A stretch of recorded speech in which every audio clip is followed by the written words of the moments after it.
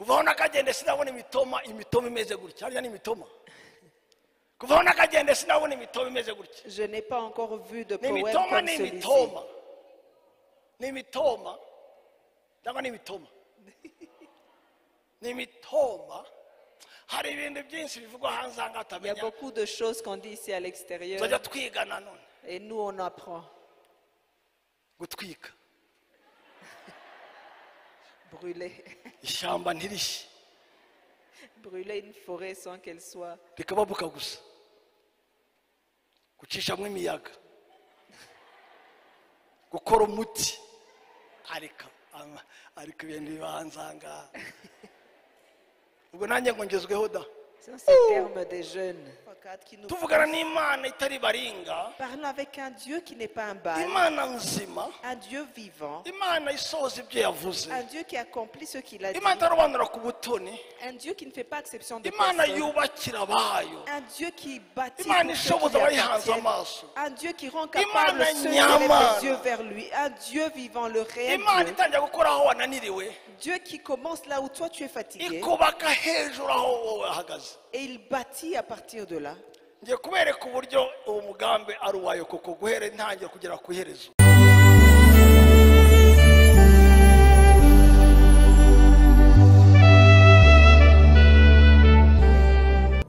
turabakiriye mwese mu izina rya Yesu Kristo Nous vous recevons tous au nom de Jésus-Christ. uzamura ikiganza cy'iburyo mushimira Imana yabahaye guhumeka thank Lève la you main droite et remercie le Seigneur qui t'a donné à respirer.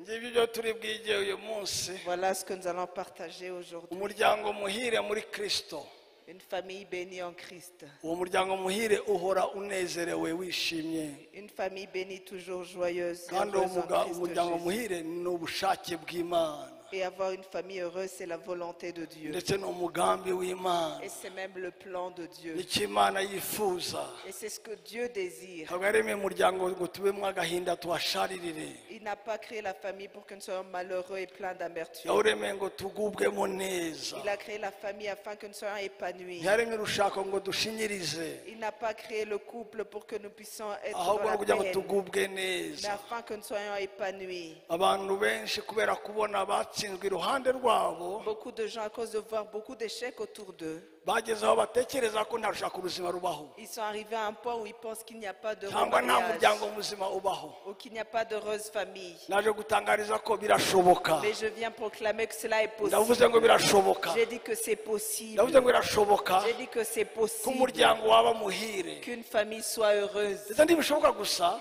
Et ce n'est pas seulement possible. iyaturemye irabishaka Celui qui nous a créés, c'est sa kandi volonté. irabishoboye Et il est capable de le kuko faire. ibishaka rero Et parce qu'il le veut, kandi bishoboye et qu'il le peut, kandi ari umugambi et wabyo que c'est son plan, ku bashaka kubyakira pour ceux qui veulent le ubwo recevoir, birasohoye alors ça s'accomplit. birasohoye rwose C'est accompli. birasohoye C'est accompli. birasohoye C'est accompli. ndavuze ngo birasohoye Je dis que c'est accompli. urabona Imana ntabwo ari nk'abantu wa mugani Vous savez, Dieu n'est pas comme les hommes.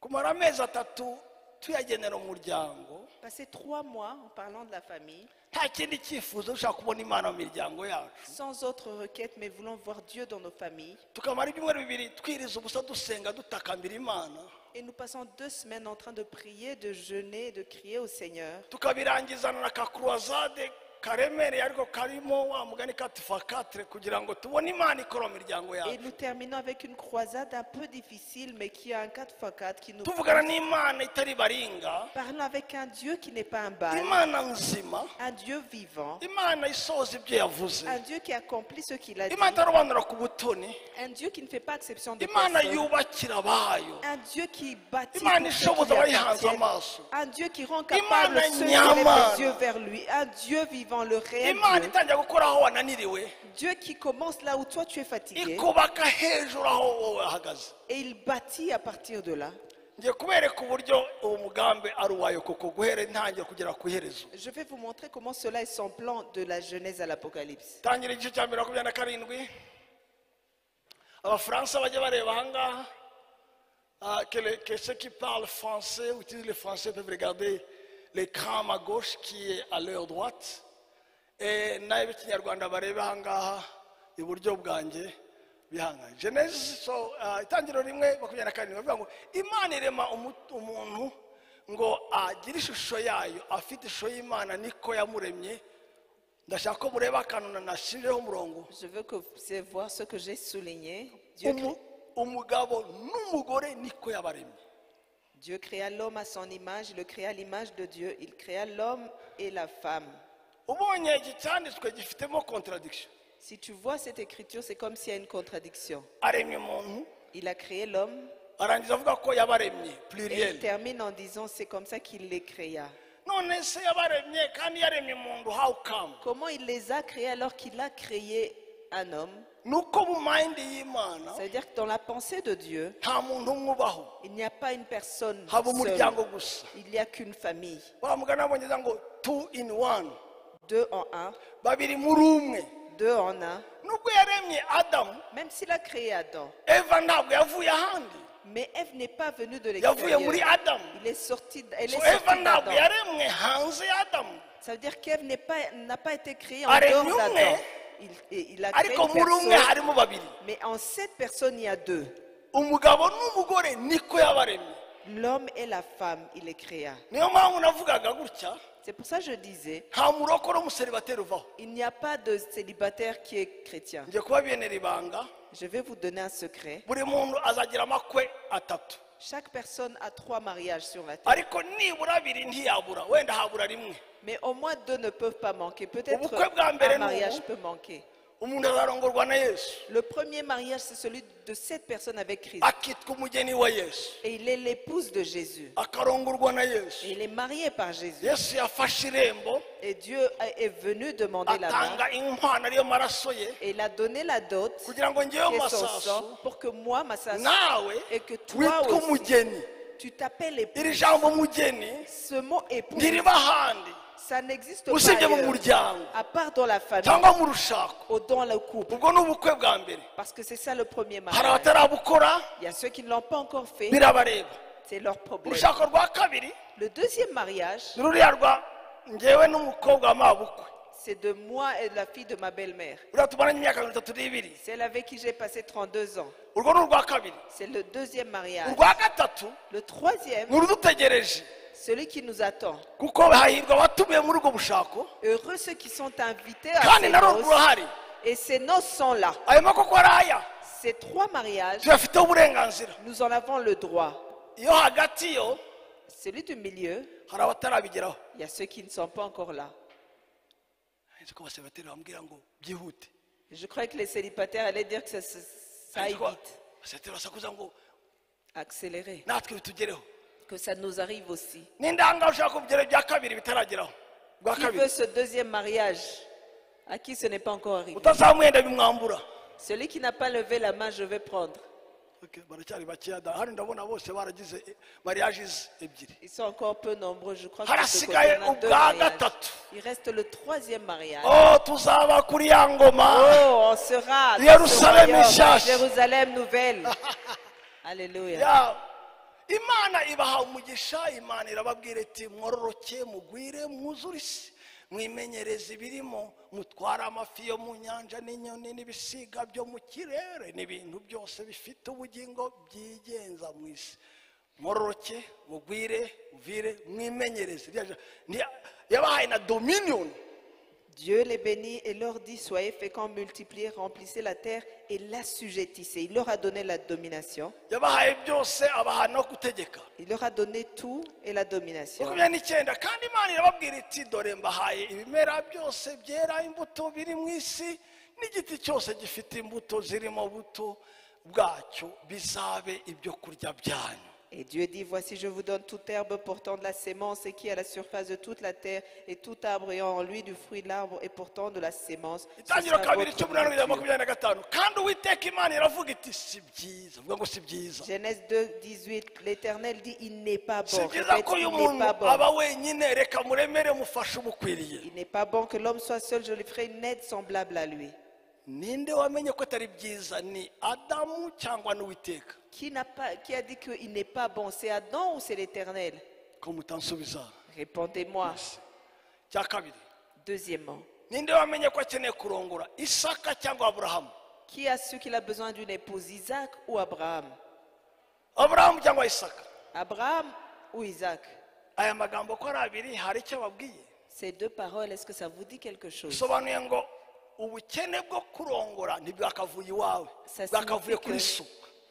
Ta pauvreté ou ton envie, ton besoin de mariage ne devrait pas venir de toi, mais de ton père. Kumenya ko ukeneye kurongora ntibyakavuye iwawe, Savoir que tu as besoin de te marier ne devrait pas venir byakavuye de ku toi, Uwiteka wamenye ko bitari byiza, mais de l'Éternel qui a su qu'il n'est pas bon akaguhitiramo uwo yasanze bikwiriye icyo gihe. et qu'il choisit pour toi ce qu'il a trouvé bon ou ce qu'il None a se trouvé bon. iyo bitari byiza babikosoye bihinduka iki? Et si Iyo ce bitari n'est byiza pas bon babikosoye bihinduka iki? et qu'on corrige cela, qu'est-ce que ça devient? Ko mutamfasha. Cela devient Iyo bon. bavuze ngo si byiza, Quand on dit qu'il n'est pas bon, igikorwa ni iki? qu'est-ce qu'on fait? Ni ukubigira gute? C'est de le rendre bon. Urumva rero ko urushako cyangwa Comprenez umuryango que le mariage ou la mu famille, bitekerezo by'Imana dans la pensée de Dieu, ni ikintu cyiza. c'est une bonne chose. Urushako ni ikintu cyiza, Le mariage, c'est une bonne chose. naho bitari ni ikintu kibi. Et là où il n'y en a pas, c'est une mauvaise chose. Si byiza ko umuntu aba wenyine. Il n'est pas bon que l'homme soit seul. Ndamuremera umufasha ubukwiye. Je vais lui créer une aide semblable. 19. 19. Uwiteka Imana irema mu butaka amatungo yose n'inyamaswa zo mu ishyamba zose n'inyoni z'ibisiga byo mu kirere byose ibizanira uwo muntu ngo imenye uko abyita, kandi uwo muntu yise ikintu cyose gifite ubugingo aba ari ryo riba izina ryayo. Inkende, krokodile, makaku, chimpanze, nyoka, mbuzi, icyo yise cyose cyafashe izina yakize. Amen. L'Éternel Dieu forma de la terre tous les animaux des champs et tous les oiseaux du ciel, et les fit venir vers l'homme pour voir comment il les appellerait, afin que tous les êtres vivants portant le nom que lui donnerait l'homme. La uwo chair- muntu yita amatungo yose n'inyoni n'ibisiga byo mu kirere n'inyamaswa zo mu ishyamba zose, ariko Amen. Et l'homme Allez. donna le nom à tous les bétails, aux Allez. oiseaux du ciel, à tous les animaux des champs. Mais umufasha umukwiriye madame we sa femme, son yari aide, ataraboneka, n'était pas encore là. kandi inkende ntizari kumwuzura, Et le chimpanzé n'aurait pas pu remplir ce vide. n'ihene ntizari kumuhaza. Même pas les chèvres n'auraient pu le Yari yise remplir. amazina ariko areba byose asanga wapi yakura kitu. Il avait donné tous les noms, mais en tout cela, il n'avait pas trouvé Uwiteka son Imana nom isinziriza semblable. uwo muntu ibuticura arasinzira, imukuramo urubavu rumwe ihasubiza inyama. Ndirimo. Alors l'Éternel Dieu fit tomber un profond sommeil sur l'homme qui s'endormit et prit une de ses côtes et referma la chair à sa place. Urwo rubavu Uwiteka Imana yakuye muri uwo muntu iruhindura umugore imushyira uwo muntu. L'Éternel Dieu forma une femme de la côte qu'il avait prise de l'homme et l'amena vers l'homme. Kuvaho nakagende sinabona imitoma imeze gutya. Harya ni imitoma. Kuvaho nakagende sinabona imitoma imeze gutya. Je n'ai pas encore vu de Ni poème imitoma comme ni celui-ci. imitoma. Ni imitoma. Cyangwa ni imitoma. Ni imitoma. Hari ibintu byinshi bivugwa hanze aha ngaha Il y a utamenya. beaucoup de choses qu'on dit ici à l'extérieur Tuzajya twiga nanone et nous on apprend. gutwika. Brûler. Ishyamba ntirishye. Brûler une forêt sans qu'elle soit. Rikababuka gusa. Gucishamo imiyaga. Gukora umuti. Ariko ibintu bibanza aha ngaha. Ubwo nanjye ngo ngezweho da. C'est ces termes des jeunes. Uyu mugabo witwa Adamu Cet homme qui s'appelle Adam, bamuzaniye madamu quand on lui a amené sa femme, ntabwo yize poezi, il n'a pas appris la poésie. rero ko poete spontane Il est devenu poète spontanément Baratangira. spontané. nakagufa ko magufa yanjye C'est l'os de mes os. arahishuriwe La révélation. nakainteste C'est la chair ko mainteste yanjye. de ma chair. Urumva iyo poezi Vous entendez cette poésie?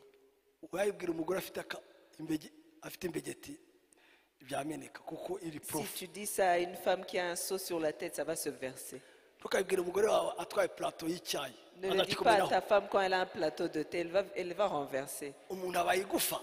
Je suis devenu un os, Gufa ryo mu magufa yanjye l'os de mes os. urasa n'urubavu rwanjye Tu ressembles à ma côte. ndetse ntabwo usa n'umurundi wanjye. Tu ne ressembles même pas à ma jambe. urasa n'urubavu rwanjye. Tu ressembles à ma côte. Kari prof. C'est vraiment profond. Hein? Ntabwo usa n'igifu cyanjye. Tu ne ressembles pas à mon estomac. Urasa n'akara, akara, Tu es akara. comme ma chair. Uzi impamvu yavugaga ibyo?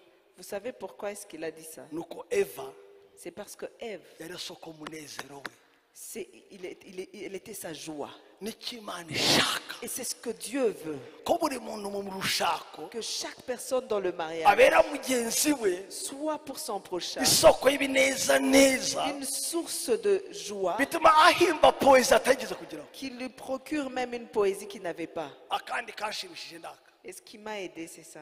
Kandi uwo mugabo n'umugore we bombi bari bambaye ubusa ntibakorwe n'isoni. L'homme et sa femme étaient tous de nus et n'en avaient point honte. Iyo abantu bahiriwe Quand les gens sont heureux, baguwe neza ils sont dans la joie, ntibahishana, ils ne se cachent pas des choses. ntabwo bagira utuntu tw'udufaranga turi ku mweko hano twahishwe kera tuzacomokamo ejo bundi n'udufaranga tujya ahandi tutazwi. Hoya rwose Ils n'ont pas un argent caché là derrière qui va ailleurs à un autre. mu muryango muhire Dans une famille heureuse, buri muntu aba open, aba yambaye ubusa, umutima we tout uri le monde open. son cœur est à nu. Buri devant muntu abwira l'autre. mugenzi we Chacun dit à son prochain amafaranga yinjiza, l'argent qu'il a, ses aho revenus, agana, où ça va. amwambarira ubusa, Il est à nu.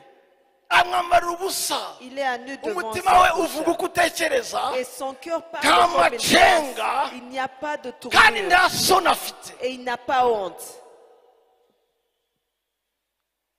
Nabwiye umugabo umwe J'ai dit à un homme, amakonti ya madamu arayazi, est-ce que ta femme connaît tes comptes? aransubiza Et il m'a répondu, bariya ntawabizera, on ne peut pas faire confiance à ces gens. wagira ngo ni abava kuri Mars On cyangwa dirait que ce sont Neptune, des gens qui viennent de Mars. wagira ngo si abantu baba ku isi. On dirait pas que ce sont des gens qui habitent sur la terre. Avuga umugore muri troisième personne au pluriel, Il a bariya parlé de sa femme au troisième Bariya personne ntawabizera. du pluriel. Ces gens-là, on ne peut pas leur faire confiance. icyo atamenye ni uko Ce qu'il n'a pas su, icyo yahinze yaragisaruye. c'est que ce qu'il a sémé, il a récolté. Yari yahishe umugore we konte ye imwe, Il avait caché à sa femme un compte umugore waje muri pereteje nsanga afite amakonti atatu umugabo atazi. et sa femme a vu que... None umugore waje muri penitensiya Ah, quand sa femme est venue se repentir, ambwira ko afite aya elle m'a dit qu'elle a 3 comptes que le mari ne umugabo connaît pas. atazi. Le trompeur trompé. Umugabo yari azi ko ari igitangaza, yahishe konti imwe ntazi ko Le mari croyait qu'il est terrible en cachant un compte, icyo bibye uragisarura. mais ce que tu sèmes, tu le récoltes. Ariko mu muryango muhire Mais dans la famille heureuse, mwambarirana ubusa, tout est à nu. mubwirana byose, Vous vous dites tout. murizerana. Vous faites confiance. Umugore yarambwiye La femme m'a dit, nje kwihana icyaha. je viens me répondre. Ndavuga iki? J'ai dit quoi? Mpora niba buri joro amafaranga mu mfuko w'umugabo wanjye. Chaque jour, je vole de l'argent de la poche de mon mari. Sinzi nimba ari icyaha cyangwa niha, Je ne sais pas si c'est un péché ou si je me sers. ariko nyamusabye ntiyayamba. Mais si je lui demande, il ne va pas me donner. Ambwira ko ntayo afite. Il me dit qu'il n'en a pas. Ariko aho ajya kuyahisha Mais là, il va cacher. nze ndahazi, Moi, je connais. njya kuyafatirayo. Alors, je vais prendre. Apotre ngira nabi cyangwa ngira neza? Apôtre, est-ce que je fais du bien ou Kandi du mal? musubize namwe mundebe. Répondez-moi vous aussi. Agira nabi neza? Est-ce qu'elle fait du mal ou du bien? Ni igisambo cyangwa arigaburira? Est-ce qu'elle est un voleur ou elle se sert?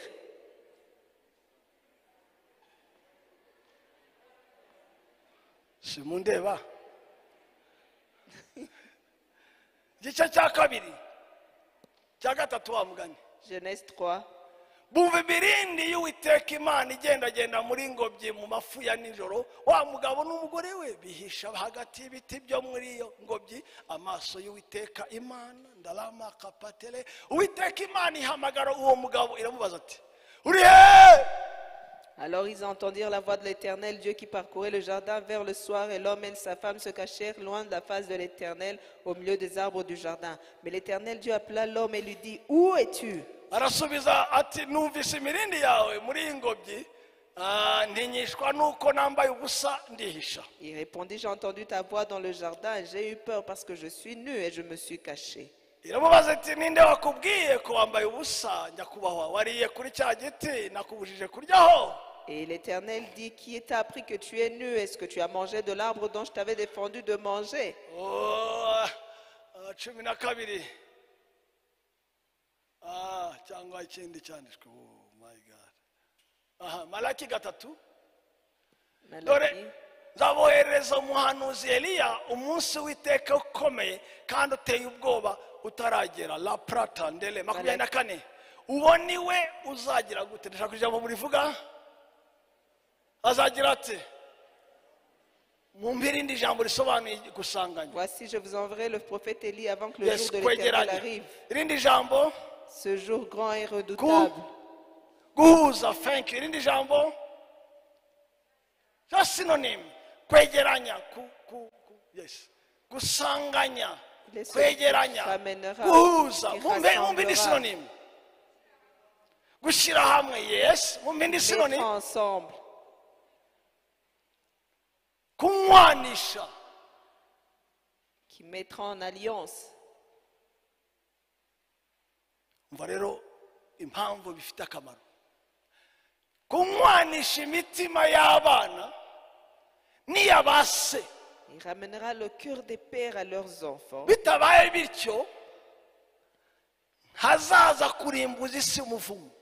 Et le cœur des enfants à leur père de peur que je ne vienne frapper le pays d'interdit. Mu yandi magambo, En d'autres termes, icyatuma isi itavumwa ce qui va empêcher que le monde soit ni mort, uko imitima y'abana c'est que le cœur des enfants ihura n'imitima y'ababyeyi, soit ramené au père. imitima y'ababyeyi Et le cœur des pères ihuzwa n'imitima y'abana. soit ramené au cœur des Ibyo pères. bibaye Si ça arrive, birinda isi umuvumo. ça garde le Birinda monde isi de kuvuga. l'interdit. Ngatangaza rero Et je proclame ceci. nyuma y'aya masengesho Après ces prières, umutima w'abana bawe le cœur de tes enfants, uhure n'uwawe. qu'il soit ramené à ton cœur. Muhuze imitima, Ayez un même cœur. umutima w'abana Et que le cœur des enfants, b'abana mu bugingo, que ce soit des enfants, b'abana mu mwuka, que ce soit des enfants b'abana dans mu l'esprit, mubiri, des enfants biologiques, habe guhuza. qu'il y ait une communion, Apana guhuza imibiri gusa, pas seulement physique, imitima ihure. que les cœurs se rencontrent.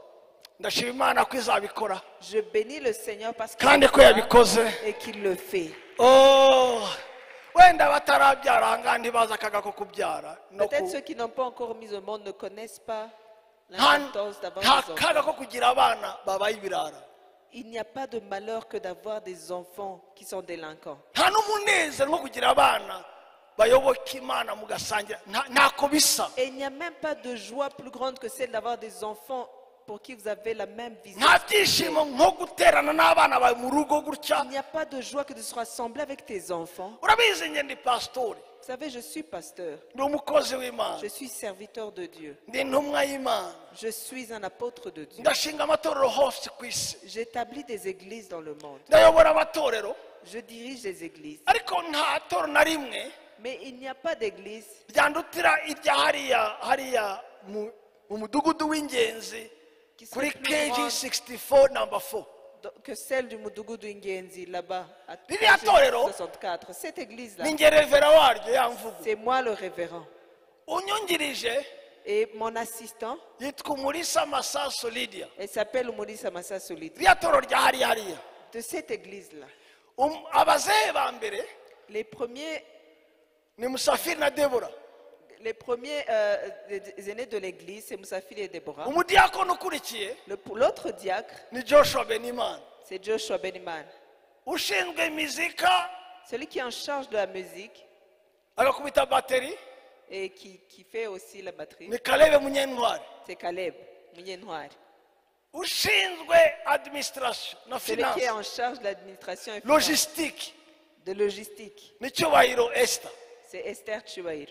Ushinzwe protocole ishyushye Qui est en charge du protocole, ni Yedidia Mukunzi. c'est Yedidia Mukunzi. Ako gacaca ko Cette église, kariya gacaca kariya cette petite église ko kwa Mutagatifu Masaso, de chez Saint Massasu, kariya gacaca kariya cette église-là, kananiye si je n'arrive pas à la gérer, mwantera amabuye. vous allez me jeter des pierres. kuko naba ndi disqualifié kubabera umugisha Parce que je serai disqualifié d'être une bénédiction. nubwo ndabyara imitima yabo Même si je ne mets pas au monde leur cœur. ariko nzababazwa. Mais on va me les demander. rero imana iravuga gutya ngo Alors Dieu dit ceci. iri muri business Il est dans le business yo guhuza imitima de ramener les cœurs y'abana des enfants n'ababyeyi babo. à leur père. amambrala sheketi Oshitari. imana Dieu iri muri business est en train yo kuzana imitima de y'abana ramener les Ni cœurs des ababyeyi, enfants et ni des bahuze. parents pour les mettre ensemble. bahinduka inzu y'imana. Qu'ils deviennent une maison de Dieu.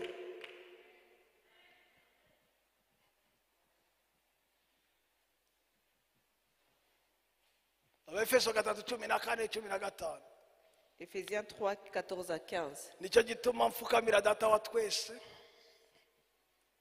À cause de cela, je fléchis les genoux. umva rero iki ngiki Écoutez ceci. uwo ngo data wa twese Ce Père, niyo imiryango yose yo mu isi no mu ijuru yitirirwa. duquel tire son nom toute famille dans les cieux et sur la terre. cyanditswe kijya kimpindura ubwonko cyane. J'aime beaucoup ce passage, ça me révolutionne. gisobanuye les pensées. gutya ngo Ça signifie ceci. imana nta yindi structure izi usibye imiryango. Dieu ne connaît pas d'autre structure que la famille. imana ntabwo izi demokarasi. Dieu ne connaît pas la démocratie. imana ntabwo izi association. Dieu ne connaît pas l'association. imana izi umuryango. Dieu connaît la famille. ku mana Devant Dieu, mu isi hari imiryango gusa dans le monde, il y a des familles.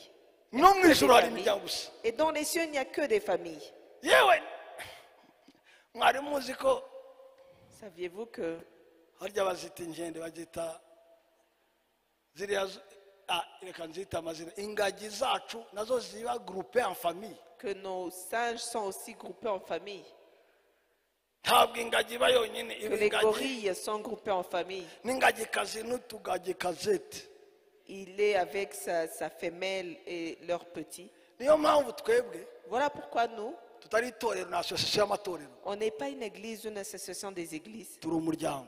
On est une famille. niyo mpamvu hano banyita dadi. C'est pour ça qu'on m'appelle Dadis. wandadura nicaye hariya nka papa Que tu puisses me tromper ou me dire la vérité. kugira ngo Je nibutse suis là yuko comme papa. Pour rappeler que iyo atari association ce n'est pas une association. sindi bosi wawe. Je ne suis pas ton boss. ku banyemera ndi papa Pour ceux qui croient en moi, je suis là. nkabakunda nkabarara ijoro Je les aime et je passe des nuits blanches pour nabo eux. bakankunda tukajyanirana. Et eux aussi même on marche ensemble. impamvu ni iyi Pourquoi? nuko imana mu ijuru C'est que Dieu dans les cieux, itazi association il ne connaît pas une association. izi imiryango. Il connaît des familles. imana mu ijuru Dieu dans les cieux, mu isi nta kindi ibona dans le monde, il ne voit rien. ibona famiye. Il ne voit que des familles. umva nkubwire gutya Et laisse-moi te dire, ijambo imana data le mot Dieu le Père, imana mwana Dieu le Fils, iryo jambo data na mwana bibahe ubundi où se trouve ce mot Père biboneka et he iryo Fils? jambo data na mwana Où est-ce qu'on trouve Père et Fils? muri association Dans une association,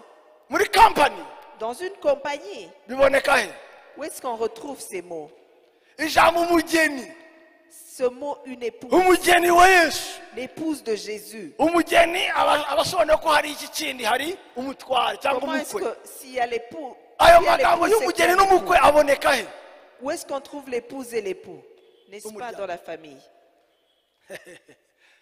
Ah, tuzaba kuri ya ngoma tuzaba kuri ya ngoma imibabaro nishiramana tuzaba kuri ya ngoma mugeni wa yesu witegure hari kutujyana mu bikari byo mu ijuru maze uzabure kubwo bukwe. Il manque à ce mariage, gare à toi. umva gatandatu numva ijwi risa n'iry'abantu benshi n'irisa n'iry'amazi menshi asuma Et j'entendis comme une voix d'une foule nombreuse, comme un bruit de grosses eaux, n'irisa n'iryo guhinda kw'inkuba et comme un bruit de fort tonnerre, gukomeye kwinshi rivuga riti haleluya disant Alléluia, kuko umwami imana yacu ishobora byose iri ku ngoma. car le Seigneur notre Dieu Tout-Puissant est entré dans son règne. ariko ntiyagarukiraho Et c'est pas tout. tunezerwe twishime Réjouissons-nous tunezerwe et soyons dans l'allégresse. amajwi yacu yasaraye kera nayo ni ikibazo ariko azakira tu nakwambia kweli. Nous allons chanter malgré nos voix. umva tunezerwe twishime Réjouissons-nous et soyons dans l'allégresse. twihimbaze kubera Rendons-lui iki gloire. Pourquoi? kubera iki Pourquoi? kubera iki Pourquoi nous lui donnons gloire? ubukwe Il y a les noces. ubukwe Les noces bw'umwana w'intama de l'agneau busohoye sont venues. umugeni we Et son épouse akaba yiteguye s'est préparée. murangama munani kandi ahawe kwambara umwenda w'igitare mwiza Et lui a été donné de se revêtir d'un fin lin urabagirana utanduye éclatant, pur. uwo mwenda w'igitare Car le fin lin, mwiza qui est pur, niyo mirimo yo gukiranuka y'abera. ce sont les œuvres justes des saints. Amen. ndabisobanura walayi Je vais- arambwira ati andika uti Et l'ange me dit, écris, yandika iki écris, qu'il umbwira écrit. icyo yandika Que je lis ce qu'il hahirwa écrit. bande Heureux qui? hahirwa bande Heureux qui? abagize bate Ceux qui abatorewe ubukwe bw'umwana w'intama sont appelés au festin de noces de kandi l'agneau. ati ayo ni amagambo y'ukuri kw'Imana. Et il me dit, ces paroles sont les véritables paroles de Dieu. umwami wacu azaza vuba Notre Seigneur vient bientôt. azaba yambaye igitare Il sera revêtu en fin lin. biriya ngo azaba yambaye ikizibaho Il sera revêtu en robe. umukandara we awufunze mu gatuza nk'abakongomani kinwa Et sa ceinture hano mu gatuza gutya ici à la poitrine. hanyuma rero azaba yambaye ikizibaho Il aura une robe. ubwoko bw'ikizibaho kwe Et la nature de sa robe, hano baravuga ngo ni igitare ça sera en fin lin. ariko mu gifaransa ni lin Ça sera en lin. izaba ari lin yera Ça en lin blanc kandi éclatant. ari ku ifarashi yera Et sera sur un cheval blanc. hanyuma azaza Et il viendra. azaza aturutse mu ijuru azaza yesu azaza azaza yesu azaza azaza aturutse mu ijuru azaza nana azaza azaza we azaza azaza aturutse mu ijuru azaza azaza ari ku ifarashi Il viendra sur son cheval. masasu nasinze kabisa maze baravuga ngo hano hazanditse ngo roi des rois seigneur des Sur sa seigneurs robe sera écrit Roi des rois, Seigneur des seigneurs. mwami w'abami Roi des rois, umutware w'abatware Seigneur des seigneurs. ari ku ifarashi Sur son cheval y'umweru blanc. yambaye igitare Et habillé en blanc. aje kuducyura Oh, il viendra nous chercher. aje kutujyana mu bukwe Il viendra aje kudufata nous prendre comme son épouse.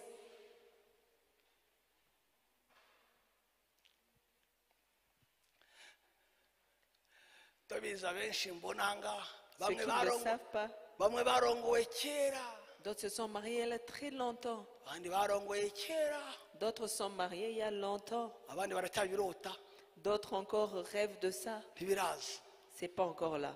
ntabwo nabaza uyu nguyu agiye kugira niba ari 14 niba ari 15 15 ans. ntabwo nabaza n'uyu we banza ari nka 20 Je ne vais pas demander à celui-ci, c'est peut-être même Sinabas. 20 ans. Je ne peux pas demander. ariko muri kitabira nari mfite benshi nari mfite Corinne Mais au n'umutware premier we culte, j'avais nari mfite abantu des nouveaux mariés.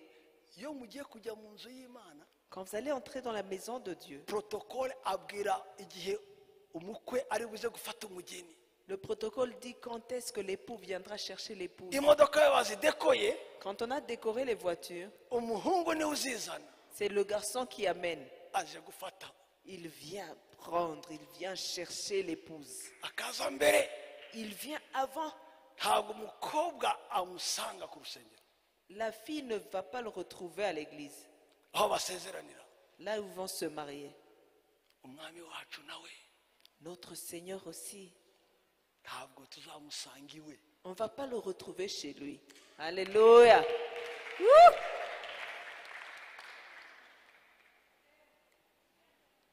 azaza Il viendra. yo azaza kandi ati ayo ni amagambo y'ukuri ni nk'ayo Ces paroles sont- bivuga ngo wala ni wowe Imana Sont mpajyamo véritables, je vous dis la vérité.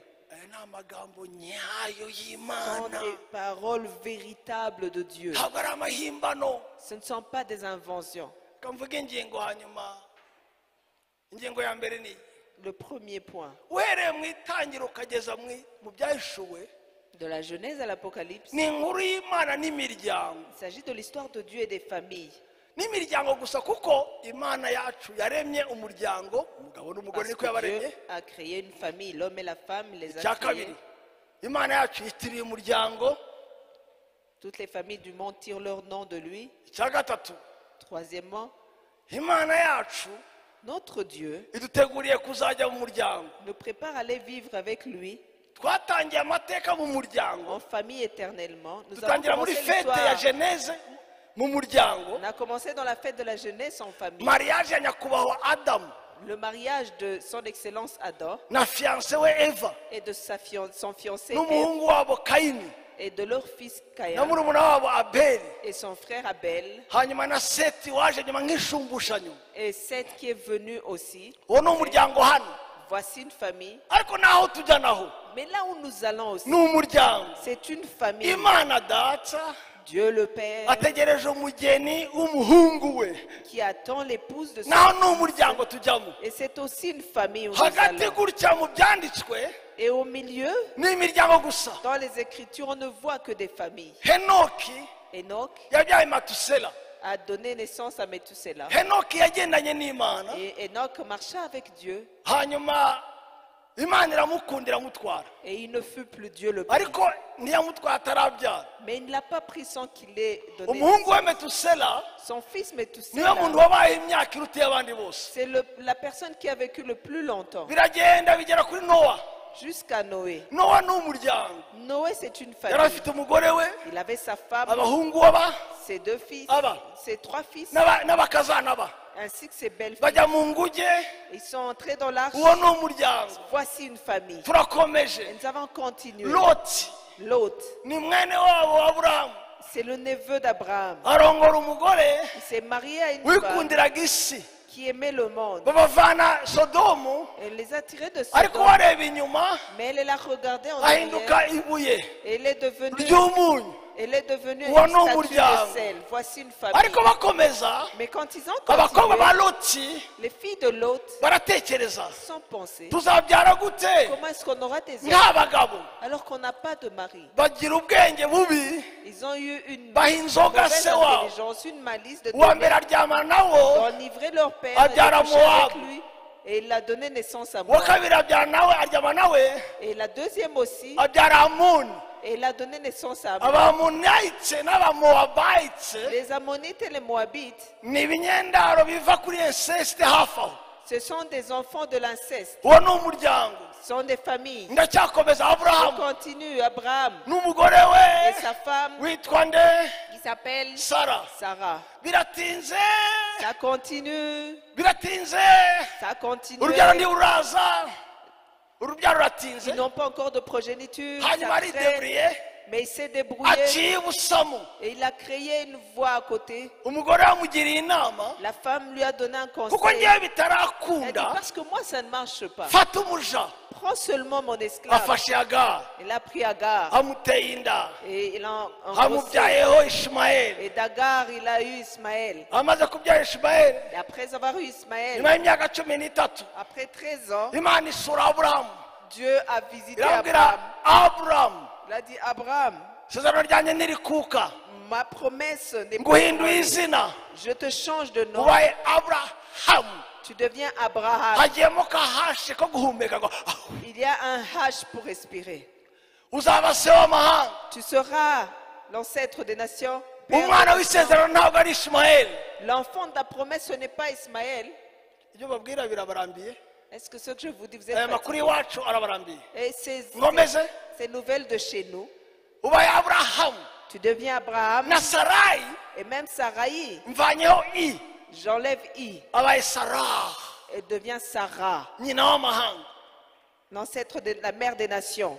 Umwaka wakurikiyeho L'année qui a suivi, abyara Isaka, Sarah a donné naissance à Isaac. isaka arakura Et Isaac a grandi. amaze gukura Après qu'Isaac ait grandi, ise amushakira umugore son père lui a cherché une épouse witwa rebeka qui s'appelle Rebecca. rebeka baramucyuye Rebecca, on l'a amenée. aje kubana na isaka Elle est venue vivre avec Isaac amumara agahinda ka nyina wapfuye afin qu'il puisse le consoler de la perte de sa mère. amucyura mu ihema rya Il nyina lui a amené dans la tente de sa kugira ngo mère amare agahinda intimba pour qu'il puisse aussi terminer son chagrin. amuririmbe ya ndirimbo y'abarundi idakijijwe ariko Pour qu'il puisse chanter la chanson des Burundais. bana b'iwacu nta cyica nk'irungu Pour qu'il puisse. umuhungu yakunze umukobwa we n'umukobwa aramukunda nta cyica nk'irungu ariko ntabwo ikijijwe rero amucyura mu ihema rya Il nyina est emmené dans la tente de sa mère. amubyaraho impanga Et il a eu des jumeaux zirwanira de mu Rebecca nda qui se battaient dans dore le ko muri ventre. famiye habamo intambara Vous savez que dans les familles, il y a Zirwanira aussi des mu nda. combats. Les jumeaux ont commencé à se umutoya battre. afata taro ya mukuru we Le petit a pris le talent de son grand frère. hanyuma umukuru asohoka ari cyoya Et celui qui est sorti en premier est sorti avec beaucoup de... nyakubahwa aza nyuma Le grand D'accord. est venu après. Le premier est sorti avec beaucoup de poids. ntibakuze Et quand ils ont grandi, mukecuru la maman agakunda umuhungu we aimait son fils, biriranwa mu rugo son fils cadet qui restait avec lui à la maison. muzehe Et le vieux, kuko yari umusinga parce qu'il était Musinga, akunda akanyama qu'il aimait bien la viande, cyangwa umusita ariko no kubabeshyira buriya barababeshyira gusa ni ukubabeshyira nyine reka nanjye mbabeshyire hamwe n'abandi mais babeshyira. vraiment c'est pas vrai, hein. Je vais aider les autres. hari abakunda inyama hano Est-ce qu'il y a des gens qui aiment la viande aussi? buriya arabyemeye ariko abandi barabihisha Mais les autres, il y a ceux qui le reconnaissent et ceux qui le cachent. muzehe yakundaga akanyama Le vieux aimait bien la viande bigatuma yikundira umuhungu we esawu et ça faisait qu'il aimait bien son fils w'umuhigi qui était guerrier, uzana akaboga chasseur qui amenait aussi la viande. none se umuntu w'umugabo ararisha nk'ihene Est-ce ngomba kurya qu'un homme akaboga va manger vraiment les herbes comme une chèvre? hanyuma rero buri muntu agira uwo akunda Alors chacun avait son préféré. mu muryango habamo histoire menshi Dans la famille, il y hari a beaucoup abanyina d'histoires. n'abasi Il y a les enfants de la maman et les enfants du ariko papa ibyo parfois. ni bangladesh ntabwo biba iwanyu Mais c'est les gens de Il y a le Bangladesh. Bangladesh, Ça, vous c'est pas l'avez dit. vraiment chez vous, c'est pas chez vous. hanyuma rimwe Et une fois, wa muhungu ce garçon, wa undi wa se l'autre du père, ese aramubwira son père lui a dit, mwana wa mon fils, ntangiye kubonerana je commence à voir amaso plus clair. ntabona neza Mes yeux ne voient pas clairement. ndashaka ne guha voient plus umugisha mbere clairement. ko mpfa Je veux te bénir avant que je ne puisse genda mourir. ushakira akaboga nk'ubwo ngakunda Va me chercher ma viande comme je l'aime. ukantekere Et tu vas le préparer maze nkarya et je vais manger. nimara kukarya Après que j'ai ndaguha mangé, umugisha je vais te bénir. inkuru y'iwacu Et umugore abateyemo aritemba ugutwi l'histoire de chez nous, c'est que la femme a entendu cela. ahamagara wa wundi akunda Et il a appelé celui qu'il aime. arambwira yakobo Il a dit, Jacob, so ton père agiye gutanga umugisha kuri mwene nyoko va bénir ton frère. rero nturangare peti Alors ne sois pas distrait, petit. genda ushake agahene kanga original Va chercher une chèvre là uriya originale. mugabo wanjye ndamuzi Je connais mon mari. ndakamukarangira version original Je vais préparer ça pour lui. nakarya ntamenya aho kavuye arakarya Et agahene quand il va manger, il ne saura pas namara d'où ça kukarya vient. neza Après qu'il ait bien mangé, araguha umugisha il va te bénir. yakobo abwira nyina Et Jacob dit à sa mère, mukuru wanjye yuzuye ubwoya hose mon frère est poilu partout. njye ndasa na jombo jombo ni ifi ibaho njye ndasa n'agafi katagira ekayi Moi, dore je suis comme un poisson sans écaille. papa nankorakora Si papa me touche agasanga nta bwoya et qu'il trouve que je n'ai pas de siza poil, gutoragura umuvumo wo kugira umugisha n'est-ce pas que je vais récolter la malédiction arabwira avec la bénédiction? Elle dit, chut, nta kibazo ne t'en fais pas, umuvumo uzanzeho que la malédiction me revienne. barakopera yambara imyenda ya mukuru Ils we ont coopéré, il a pris les hano habits de ashyira son ubwoya frère et il a mis le poil. nuko yambura mwene nyina umugisha Et c'est comme ça qu'il a usurpé la bénédiction ariko de son iki frère. gihungu cy'imfura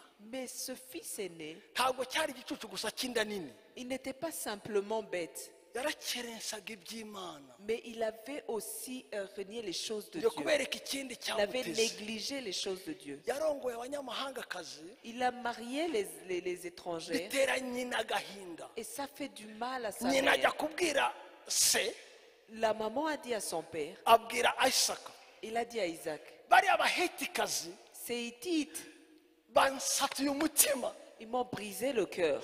umuhungu wanjye yakobo Mon fils Jacob, akoze amakosa nka mwene nyina s'il fait l'erreur de son frère akarongora umuhetikazi et qu'il marie ses Hittites, umva ko biri byangu kubaho ntacyo bimariye à quoi me sert de vivre?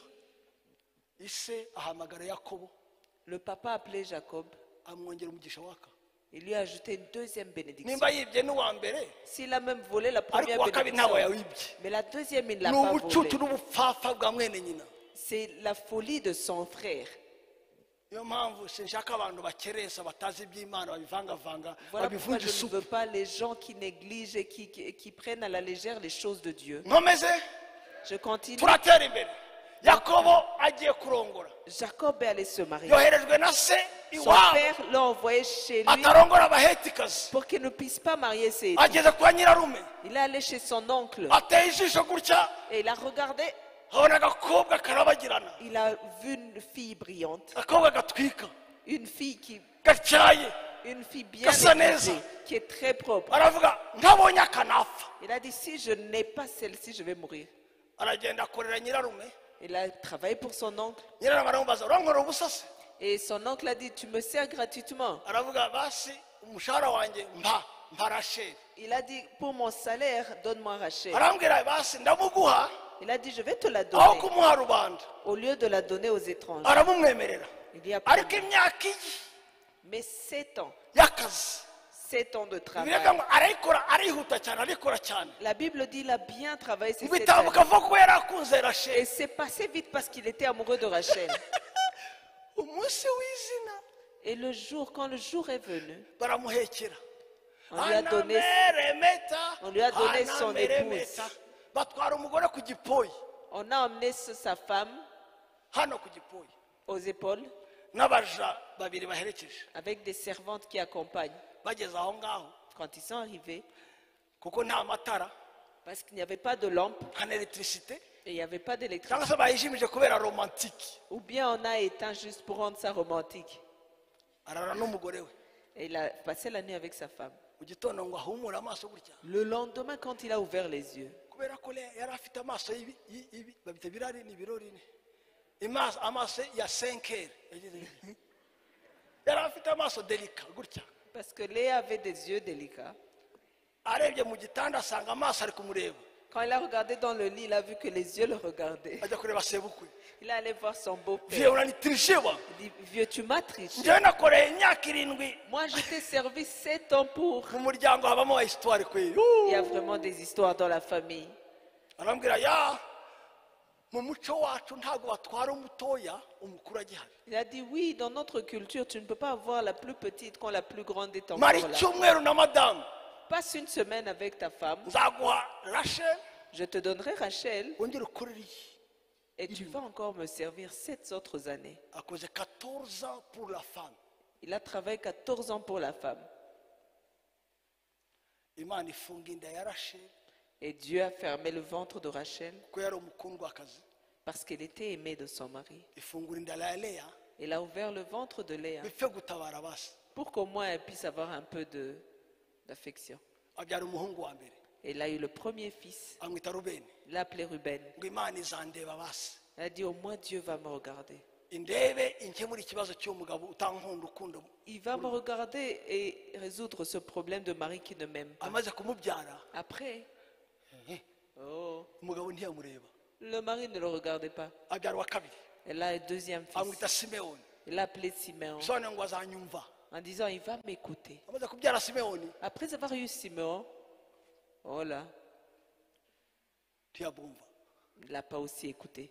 abyara uwa gatatu Le troisième fils. aravuga noneho umugabo azamfataho azamfataho Elle a dit, azayatasha cette fois-ci, mon mari s'attachera à ibyo moi. bisobanuye levi C'est ce que Lévi signifie. cyangwa lewi Lévi. umugabo we ntiyamufataho Oh, le mari ne s'est pas attaché. amaze gutsindwa gatatu Après avoir échoué 3 abyara fois, uwa kane elle a eu un quatrième. aravuga iyi ntambara ndayirambiwe Elle a dit, je suis fatiguée. sinyishaka Je ne veux plus de cette guerre. aravuga gutya ngo Elle a dit, noneho nzahimbaza elle a uwiteka dit, cette fois-ci, je louerai l'Éternel. mwene magambo byo kubyara bandebera En d'autres n'abanyumvira termes, après, au lieu de mettre au monde ceux qui vont me regarder, ceux qui vont m'écouter, amwita s'attacher, yuda Il l'a appelé Judas. bisobanuye ngo Ce qui signifie, noneho nzahimbaza il uhoraho a dit, cette fois-ci, je louerai l'Éternel.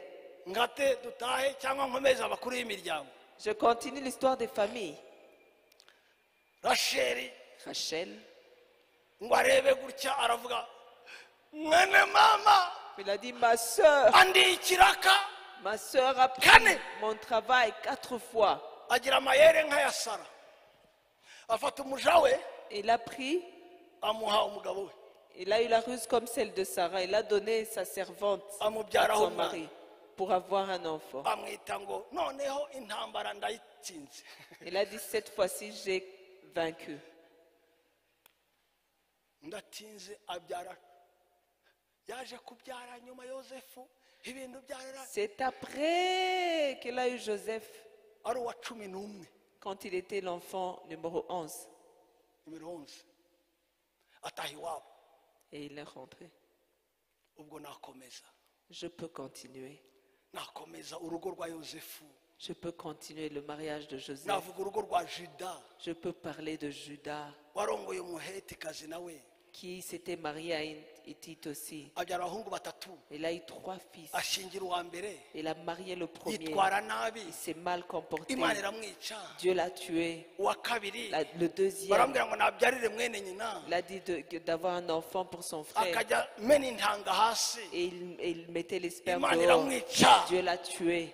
hanyuma arebye asanga agahungu ke gasigaye gatoya nakashingira nako karahitanwa Et il a regardé s'il Ntabwo- donne à cette femme encore son fils, il va mourir. asubiza mu kazani iwabo Il a fait rentrer sa belle-fille chez eux. amusubije iwabo Mais quand il l'a ramené chez eux, umukazani akajya arunguruka akabona umuhungu yarakuze ariko ntibamumuha la belle-fille regardait et voyait que le garçon a grandi. rimwe yambura imyenda y'ikiriyo Une fois, il a enlevé les habits de deuil. aritwikira aratambikira ni gutambikira ni ugutandikira bagize bya bindi byo gutya ni gutambikira ni ugutandikira ni ugutambikana Kwitandira. ni ugutandika ni ugutambira tambiya Kwitandira. ndi nagira ngo ni mbi aritandiya Il s'est nuko nta couvert. nuko nta mwenda ahangaha mufite nta kundi reka tu ibintu ibihe byabaye bibi bya korona pfa kureka irwarize nanjye gufata byabaye bibi bya korona aritandiya Il s'est couvert. ajya mu masanganija ku muhanda gutya Il est allé à la croisée des chemins arihengeka et s'est penché.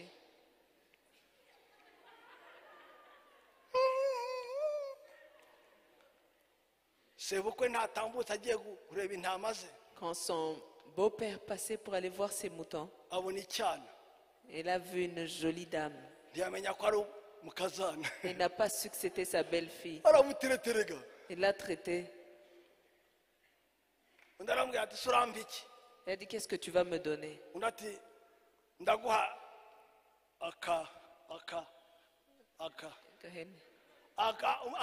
umwagazi w'intama Je vais t'envoyer. undi ati se igihe utaramuzana Il a dit, en attendant, undi ati fata inkoni yanjye il m'a dit, prends mon bâton Na cachet, comme Ange. gage et Na mon cachet. cachet. arayisigarana Il a laissé. bararyamana Ils ont couché ensemble. amutera inda Il l'a engrossé. yavuyemo peresi D'où est venu Pérez, abisobanuye ngo qui gusatwa signifie percer. hanyuma rero amuteye inda Et quand il a engrossé, birasakuza ça fait du umugore wa kana yabaye indaya la femme de tel, ta umukazana wa belle-fille, kana yabaye indaya la belle-fille de tel, yabaye indaya elle est devenue bamwohereje iwabo none ajya gukora uburaya prostituée. On l'a envoyée chez Regarde, elle, maintenant elle est tweet. allée faire la prostitution. Elle est enceinte. umva jida Écoute, Judas, mumushyire hanze bamutere amabuye qu'on la mette dehors et qu'on puisse lui jeter des pierres. umudamu aravuga gutya ngo Et la femme a dit, mbere ko bantera amabuye avant qu'on me lance des pierres, munyemere mvuge laissez-moi dire, iyi nda mfite cette grossesse que j'ai, nyirayo wayinteye celui qui me l'a donnée, ni nyiri ibi c'est le propriétaire de ceci. jida areba hasi Judas regardait par terre. aravuga ngo ni umukiranutsi kundusha Elle a été meilleure que moi. uko niko yaje kubyara impanga. C'est ainsi qu'elle a eu des jumeaux. Peresi waje kuzabyara Bowazi, byara n'abandi Pérez, baje le kuvamo. père de Boaz. Bowazi yaje kubyara Obedi, Obedi abyara Isayi, Boaz, Isayi Obed. abyara Dawidi. Obed, Isaïe, Isaïe qui a donné naissance à David. Kuva Genesis De la Genèse kugera Apocalypse jusqu'à l'Apocalypse. ni makuu ya famille, famille wingi. Ni Ce n'est makuu ya que des famille. familles. C'est une histoire de famille sur famille. Ariko dufite Imana. Mais nous avons un Dieu Hamwe n'ayo manyanga yose avec toutes ces magouilles. yakurebera umuryango utandukanye. Il peut créer pour toi une famille différente. Yakureba umuryango unoze. Il peut créer pour toi une famille parfaite. Icyica umuryango ni iki? Nkivuge maze ndangize. Qu'est-ce qui détruit la famille? Que je le dise et que je termine. Icyaha. Le péché. Nabivuze muri kirite ya mbere, Je l'ai dit au premier culte, ariko nanga ngiye kurangiriza. mais c'est là que je vais clôturer. Icyaha. Le péché. Icyaha. Le péché. Musubire muvuye ngo icyaha. Répète le péché. Mwamfashije ko Aidez-moi à Vraiment, dire icyaha. le péché. urabizi muri iyi minsi abantu ntibakivuga icyaha. Vous savez, ces derniers temps, les gens n'aiment pas parler de péché. Bakita amazina meza. Ils lui donnent de bons noms. Kunebwa, La paresse, kunyerera, la glissade, gutsikira, tomber, intege nkeya z'umubiri. la faiblesse de la chair. Ntibakivuga icyaha. Ils ne parlent plus du péché. Kuko batinya ko kukivuga cyabarega. Parce qu'ils ont peur qu'en en parlant, ça va les juger. Hari abaje kundeba benshi cyane. Beaucoup sont venus me voir. Barambwira amasaha. Ils m'ont dit, Massasu, Urakabya cyane. tu exagères. Shyiramo imiyaga.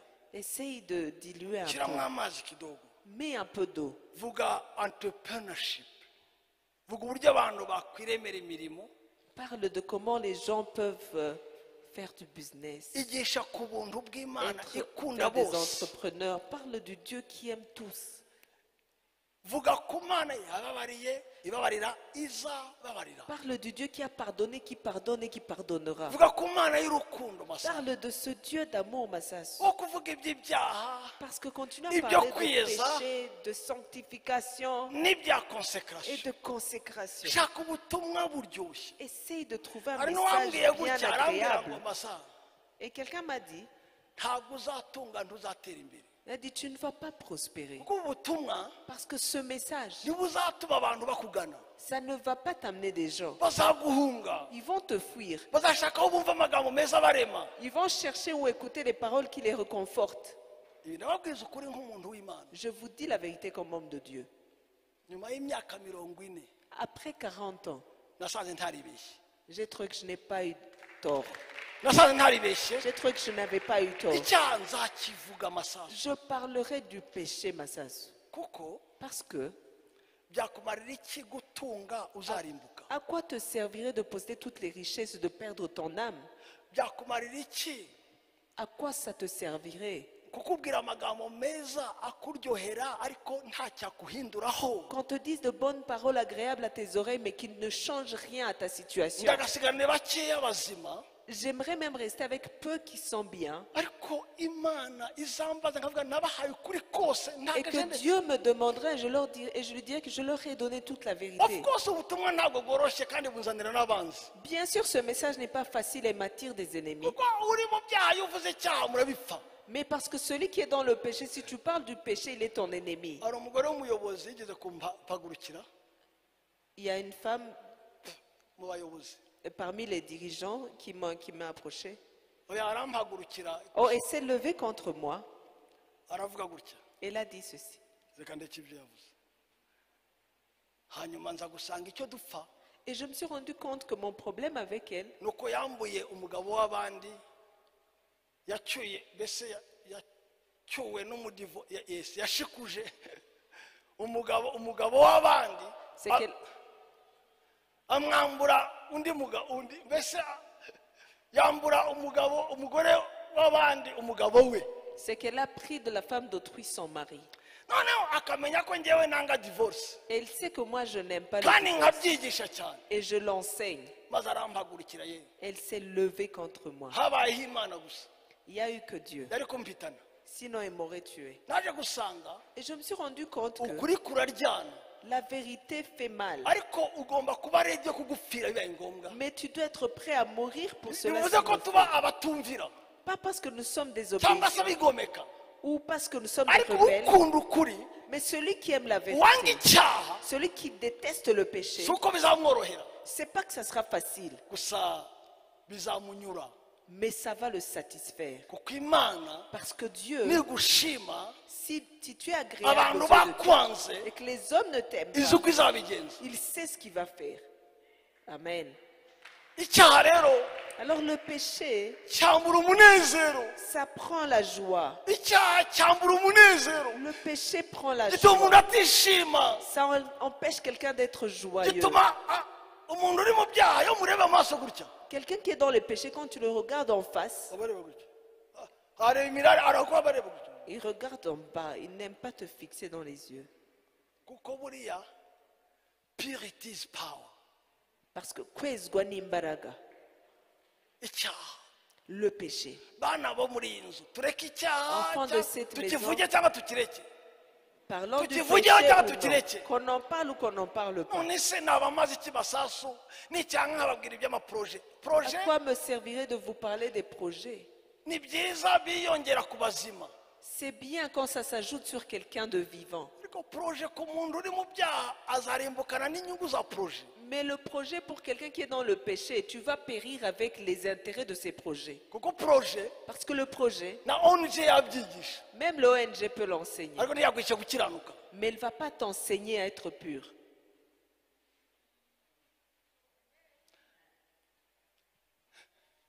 Tugiye gusenga, Nous allons prier. ndabarahiriye Je vous dis la vérité. Imana irifuza kandi ishoboye kugira imiryango yanyu kuba paradiso. Dieu veut et peut faire de vos familles des paradis. byaba ari urushako, Que ce soit le foyer, byaba ari urushako n'abana, que ce soit le foyer avec les enfants. wenda ntabwo munzi, Peut-être vous ne connaissez pas. njye mvuye mu muryango uboze, Moi, je viens d'une famille pourrie, wari uboze kera, qui était pourrie avant. ntawe umenya undi, Nul ne reconnaissait l'autre. hari ibyaha gusa no guterana amagofe. Il n'y avait que les péchés et les bagarres. Ariko uyu munsi Mais aujourd'hui, iyo bavuze masasu quand on parle de massage, bareferinga ku mana, il se réfère à Dieu. nawe usenga ya mana yo kwa Il masasu. dit, est-ce que toi tu pries aussi le Dieu de chez Massas? Abagurishaga inzoga kera zikonje zikanye, Les gens qui voulaient les boissons froides, rien b'indaya fraîches, babuze les uburugero, prostituées, basigaye bacuruza imana. ils vendent Dieu maintenant. Uragacuruze natwe, Que tu puisses vendre comme nous. nimba itarobanura ku butoni, Si Dieu ne fait pas exception de personne, icyo yadukoreye ntiyakibakorera. ce qu'il a fait, ne le ferait-il pas pour vous? Ndakurahirira bikora tu, Je vous dis la vérité. il va ndakurahiriye le faire. witeka ni muzima. Je te dis, l'Éternel est vivant, il va le faire. Cya kabiri, Deuxièmement, mwese muhagurukire kurwanya icyaha mu muryango, vous tous, levez-vous contre le péché dans vos familles. nicyo cyabuza umunezero wuzuye Parce que n'urambye. c'est tout ce qui peut empêcher la joie éternelle Nta et mugabo- complète. nta mugabo waciye umugore inyuma Il n'y a pas un mari qui triche à sa femme washobora kuzana umunezero mu rugo, qui peut emmener la joie dans la famille. ntibishoboka. C'est pas possible. Nta mwana wigomeka Il n'y a pas d'enfant rebelle cyangwa se wiba uri mu nzoga ou qui n'ibiyobyabwenge vole, qui est dans la boisson et les autres wabera drogues, se ibyishimo. qui peut être une joie pour son père. Ntawe, Il n'y en a pas. nta mukobwa Il n'y a pas de fille wiyandarika qui se mécomporte, waba ibyishimo bya se, qui peut être la joie de son père. ariko umukobwa ukiranuka Mais une fille uzi Imana, ushaka elle, Imana, qui cherche Dieu, qui isa veut Dieu, aramureba et son père le regarde akamwishimira. et se réjouit. iriya mfura yanjye Debora Vous savez, ma fille aînée Déborah, afite imyaka 12, quand elle avait 12 ans, yakoze iminsi 40 y'amasengesho no kwiriza ubusa, elle a fait 40 jours de jeûne et prière. afungura ku mugoroba, Et elle mangeait le soir. noneho ajya kwiga hariya Green Hills. Elle est allée étudier à Green Hills. Bene nyina bose Tous ses frères et sœurs, bose tous, baramwanga, l'ont détesté. bamuha akato. Ils l'ont mis à côté. Ndibuka ndi South Africa n'abajyanye muri konje, Je me rappelle, en Afrique du Sud, je les avais emmenés en mbwira vacances. umukobwa wanjye umwana wa kane, mbwira Esther, J'ai dit à ma fille Esther, genda urarane na Debora mu cyumba. va dormir avec Déborah dans la chambre. Arambwira ngo aho kurana na Debora yapfa. Elle a dit, au lieu de dormir avec Déborah, je vais mourir. Ndababwira ko bana ba J'ai dit, mais ko mes mwanga enfants, imfura yanjye ni iki? pourquoi vous détestez ma fille Ndabicaza aînée? gutya, Joshua, Caleb, Je les ai mis là, je leur ai demandé. Why are you against Deborah? J'ai dit, pourquoi vous êtes contre Déborah? Écoutez son frère. Elle exagère. Ce n'est que Dieu, Dieu, Dieu, Dieu. Il n'y a pas de vie sociale. J'ai dit, Esther, je t'ordonne, va dormir avec Déborah. Il a dit, papa, même si tu veux, tu vas. Il a refusé.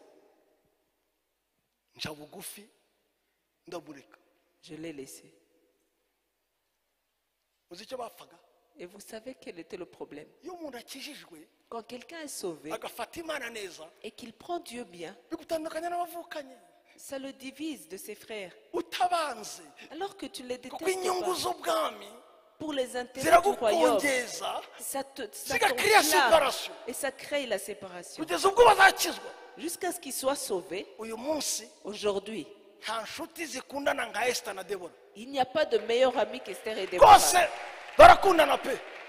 Ils sont meilleurs amis.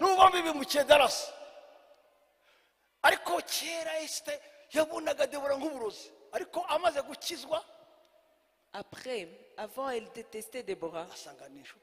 Mais après qu'elle soit sauvée, ils sont devenus meilleurs amis. Je proclame que Dieu soit le Dieu de votre famille. Qu'il vous ramène avec vos frères.